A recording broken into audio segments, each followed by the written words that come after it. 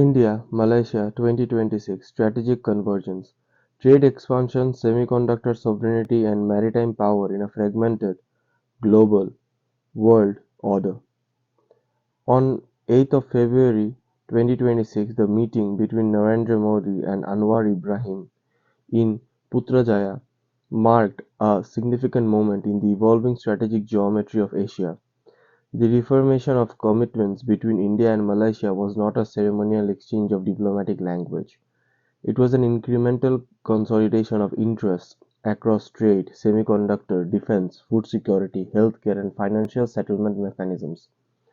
In global world order increasingly defined by tariff friction, supply chain weaponization, and technological bifurcation, these partnerships represent strategic calibration rather than theoretical alignment. The 2024 elevation of ties to a comprehensive strategic partnership laid the groundwork. The 2026 meeting operationalized that framework.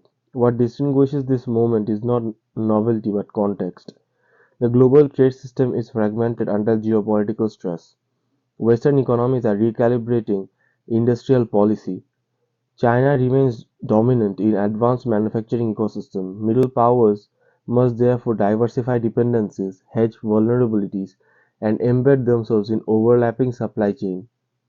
India and Malaysia are doing precisely that. Bilateral trade exceeding 18 billion provides the economic spine of that relationship. Malaysia supplies India with minerals, palm oil, and electrical machinery. India exports engineering goods and petroleum-related products. However, trade volumes alone doesn't capture the structural importance. Malaysia functions as an ASEAN gateway, while India represents scale and demographic momentum. Expanding trade beyond 20 billion is not symbolic, it reflects mutual incentives to deepen interdependence amid external tariff pressure. As India navigates trade negotiations with Western economies, adapt to shifting global commodity markets, Malaysia becomes both buffer and bridge. The commitment to promote local currency settlement mechanisms signals financial pragmatism in a dollar-dominated system. Currency exposure creates vulnerability. Encouraging rupee ringgit trade reduces transaction costs and mitigates geopolitical risks. While this shift will likely remain gradual, it aligns with broader Global South trends seeking greater monetary autonomy. De-dollarization in bilateral trade doesn't only represent systematic overthrow but strategic hedging. It reduces friction without inviting confrontation. The semiconductor dimension is central to this partnership. Malaysia ranks among the leading global exporters of semiconductors, particularly in assembly, testing, and packaging. Decades of operational expertise have created a robust industrial ecosystem embedded in global electronic supply chains. Approximately one quarter of Malaysian GDP is linked to semiconductor-related activity.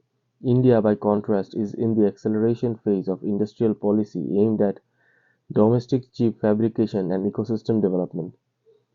The asymmetry is evident but contemporary. Malaysia offers technical depth, established logistics, and trained labor pools. India offers scale, policy incentives, and a vast domestic demand base. Collaboration in research and development, fabrication partnerships, and outsourced semiconductor assembly and testing plans can accelerate India's capability curve. Indian firms such as Tata Electronics have explored Malaysian facilities as a part of expansion strategies. Such moves are not isolated corporate decisions; they align with state-backed industrial ambitions to reduce dependence on concentrated East Asian production hubs. Semiconductors are no longer purely commercial commodities; they are strategic infrastructure, control over supply chain influences, artificial intelligence systems, telecommunications equipment, military hardware, and critical digital infrastructure. By embedding within Malaysia's semiconductor ecosystem, India gains technological leverage without replicating decades of accumulated expertise overnight. Malaysia, in return, benefits from Indian capital flows and market expansion. The partnership thus not become structurally reinforcing rather than transactional. Defense cooperation adds a maritime layer to the relationship. Over the past 5 years, India and Malaysia have conducted multiple joint military exercises. These drills enhance interoperability and build institutional trust without formal alliance commitments. The strategic geography is obvious. The Strait of Malacca remains one of the most critical maritime choke points. Energy flows, trade shipments, naval deployments converge in these waters. Malaysia's proximity to this artery intersects with India's Indo-Pacific doctrine.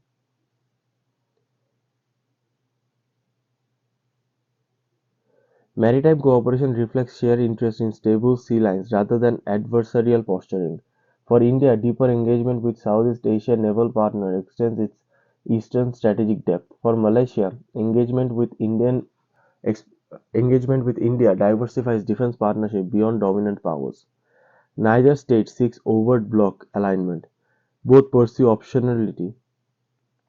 Joint exercise and peacekeeping cooperations institutionalize coordination without sacrificing strategic autonomy.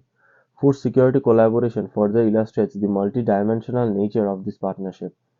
Malaysia exports palm oil to Central and Indian subcontinent. Agricultural supply chains have become more volatile due to climate stress and geopolitical disruptions. Coordinated policies in food trade stabilize domestic market and reduce vulnerability to sudden export restrictions. Food security, often treated as secondary in geopolitical analysis, becomes central during supply shocks. Institutionalizing cooperation reduces risk exposure. Healthcare cooperation and pharmaceutical integration adds another stabilizing layer. India's generics industry and Malaysia's healthcare system offers synergy. Cross-border investment in medical research and public health preparedness and supply chain enhances resilience. Pandemic-era disruptions revealed the fragility of global medical logistics. Structured bilateral health cooperation mitigates that fragility.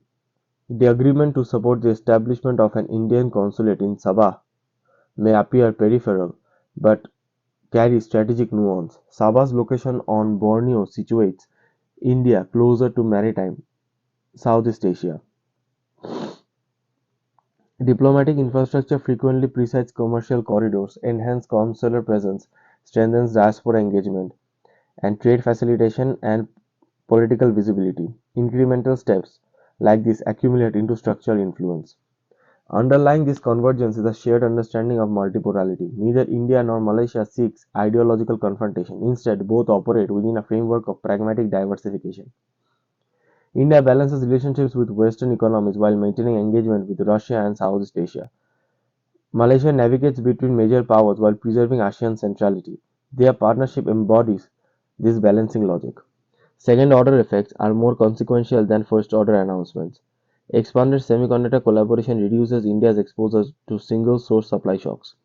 Local currency settlements reduces financial vulnerability. Maritime cooperation strengthens deterrence through visibility rather than escalation. Third order effects may include the gradual emergence of an Asian industrial corridor less dependent on Western or Chinese monopolization. Execution remains the decisive variable. Semiconductor ecosystem expansion demands capital intensity, technology transfer agreements, and long-term policy stability. Currency settlement frameworks require robust financial infrastructure.